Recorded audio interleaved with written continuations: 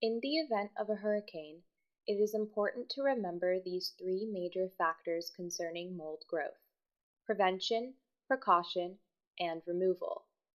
Once the natural disaster strikes and rain or floodwater has entered your building, you can take the following steps to prevent mold growth. First, clean and dry wet items within 48 to 72 hours. Second, keep wet areas well ventilated. Finally, discard wet materials that can't be repaired. If you're watching this video after mold has initiated its growth, it is not too late. You can take the necessary steps to remove mold, but first, take the following precautions to protect your health. Wear gloves. Long gloves that extend to the middle of the forearm are recommended. When working with water and a mild detergent, ordinary household rubber gloves may be used. If you are using a disinfectant, a biocide such as chlorine bleach, or a strong cleaning solution, you should select gloves made from natural rubber, neoprene, nitrile, polyurethane, or PVC. Avoid touching mold or moldy items with your bare hands. Next, it's important to wear goggles. Goggles that do not have ventilation holes are recommended.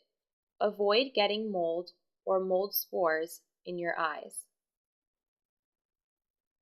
The most important part is to wear a respirator or a mask. Limit your exposure to airborne mold by wearing an N95 respirator.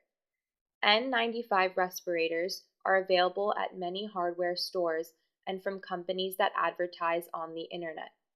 They cost about $12 to $25. Some N95 respirators resemble a paper dust mask with a nozzle on the front, as pictured. Others are made primarily of plastic or rubber and have removable cartridges that trap most of the mold spores from entering.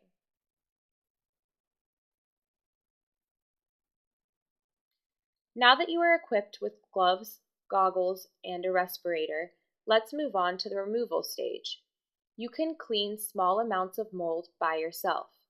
Use a solution of 1 cup of bleach to 1 gallon of water. That's 1 cup of bleach to 1 gallon of water. Remember, never mix bleach or products containing bleach with ammonia or products containing ammonia. This would lead to dangerous and lethal fumes. Read the label on any product to see what it contains. And remember, if you see mold that covers more than 10 square feet, consider getting a professional to help remove it. For more information, there are several websites that contain resources. For instance, you can visit the CDC website at www.cdc.gov/disasters/floods. On this webpage, you can access resources for before and after the storm. Click on Mold After a Disaster. This brings you to highlights and information about people at greatest risk for mold, possible health effects of mold exposure, and safely preventing mold growth. There are also other mold resources listed at the bottom of the webpage.